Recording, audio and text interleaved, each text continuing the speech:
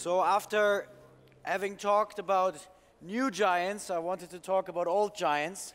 Thank you, Marco. Welcome on stage Pascal, who I met actually at coincidence at the last NOAH. And I asked somebody, who is he? And somebody said, oh, he's on the board of Vivendi. Somebody else said, oh, he's the CEO of Apple Europe. So we got to know each other fast. And it's also your, thanks to you, we got to know Ed Vasey at Downing Street number 10. Thank you for that.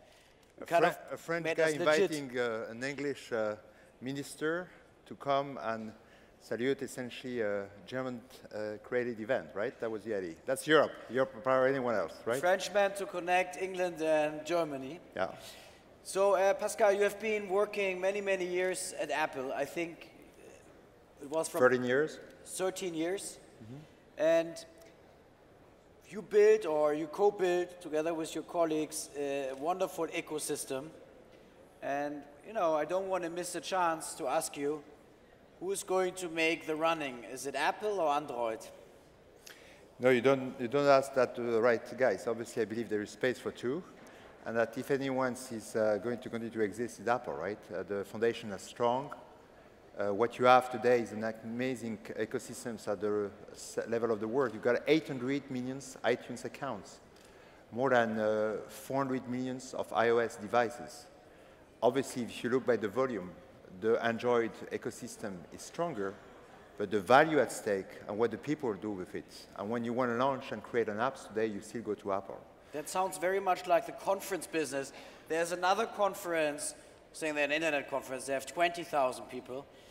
And we have 2,000, but we always say we have the right 2,000. So Apple seems to have the right users for e-commerce. No, I don't want to talk as an old giant. I want to talk about the future and what we see together, right, in Europe. So I think the beauty of what happens is that we ignite an amazing mobile revolutions.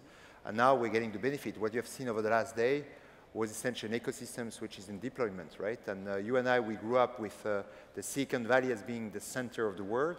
And what I see, which is so jarring, is that essentially you've got a lot more companies coming all around Europe. And I think the areas we're focusing now are absolutely critical, right? Internet of Things, the creations of medias, the e-commerce, which is booming, not mentioning also some of the core technology that you see throughout Europe. So that's really what is going up, right? So after Apple, Pascal, you are working around the theme of Internet of Things. Is this what excites you most these days? I think that's one of the 2 or 3 themes that I'm following up and I'm investing in it. No, I was a business, how do you call that, angel investing, and I'm trying to professionalize, and soon, eventually, I will do a fund of some sorts. But the concept is that I think the Internet of Things has been, at that stage, an amazing place to go. I was lucky enough to basically invest in Nest, but I see a lot more company coming in. You've got, especially in France, where I come from, an amazing ecosystems with companies like Withings, Netatmo, and a lot more coming all around the place, right? So that's one of the areas. The second area is obviously the medias, not the medias in general, but where there is curations.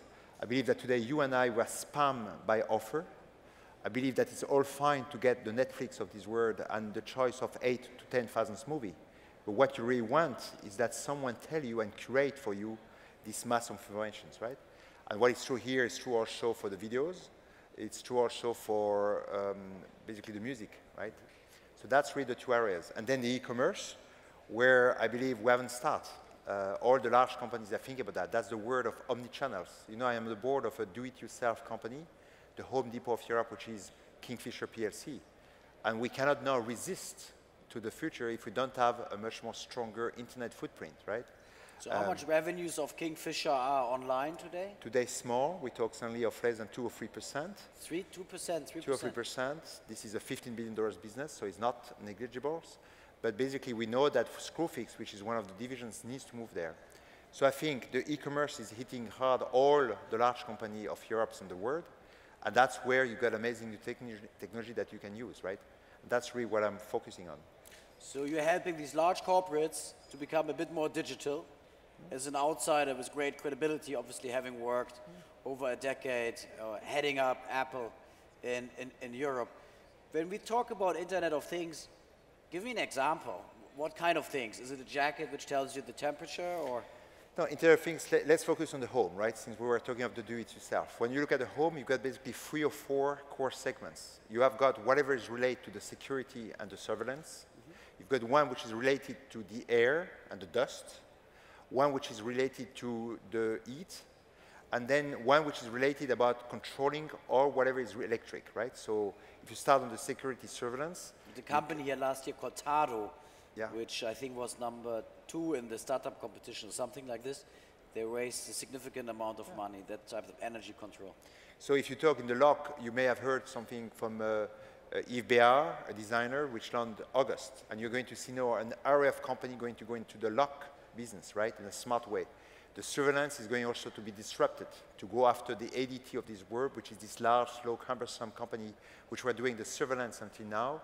You will have now a complete disruption of this business with camera, which are going to give you a complete different level of services.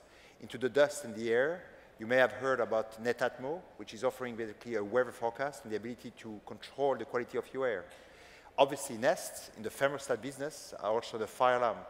And then you have the control. Was that acquired by Google, is that right? Or? That was acquired for $3.2 billion by Google, right? It was a whole bunch of Apple guys. How much revenues did they do?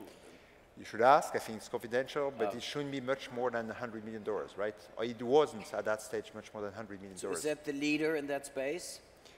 They are right now the leaders in the thermostat, but it's a very small place because the classical, the giants, the old economy of yesterday is getting there, right?